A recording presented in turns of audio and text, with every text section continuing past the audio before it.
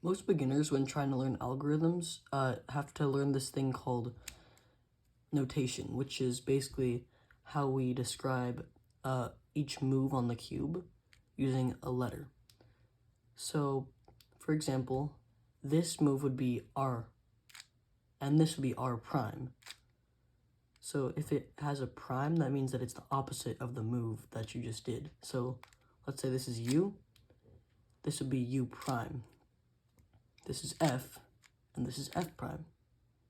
Now, of course, there's other moves like L and L prime, B and B prime, D and D prime, and then there's also middle layer moves like M prime and E and S.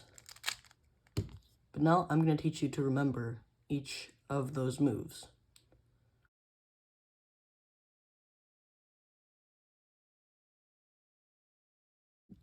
So a good way to remember these moves is that each letter has sort of a meaning. So when you say that you're doing the move R, R means like right, so like you're moving the right layer up or down. So as long as you know that R means you move the right layer up, then you should know R prime means you move the right layer down. Now for F, it's a little bit harder because there's no like up or down. What I'd know is that your pointer finger is right here, and you push it down like that, and that's F. And then F prime, you just use your thumb and push it back up like that.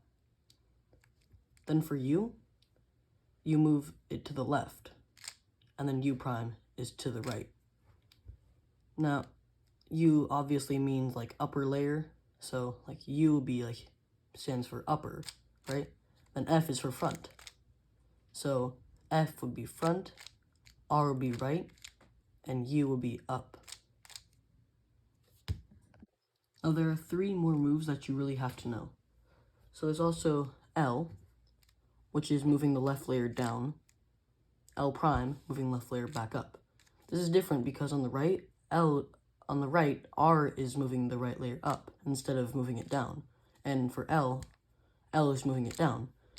So as long as you remember that it's the opposite on the opposite side, then you should be good to go. Because for U, it's to the left. But for D, it's to the right. So D prime would be to the left, and U prime would be to the right.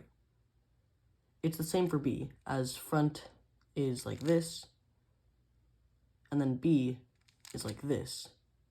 So B prime would be this, and F prime would be this. Now there's 2 more kinds of moves that are really important.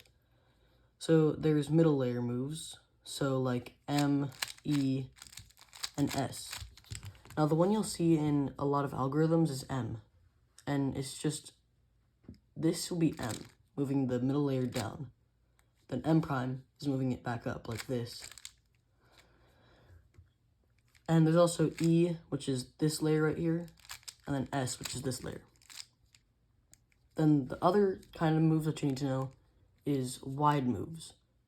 So whenever it's like in notation, if it's like not capital, then it means that you move 2 of that layer. So if it's a lowercase r, then it means this. If it's a lowercase l, it means this. And etc. You know, like lowercase f be that. There you go. So as you start to memorize notation, you'll be able to use it to learn algorithms. And algorithms are just like moves that do like a certain task. So for the method I use called CFOP, there's a lot of different steps. One step is PLL, and there's a lot of different algorithms for PLL. There's 21, and you can learn them by using notation. So let's just say for UPerm, it has M2, U, M, U2, M prime, U, M2.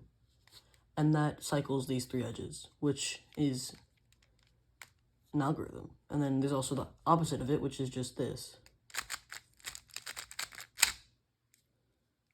And I learned those with notation, so obviously it's very important to know that because you'll be able to learn algorithms.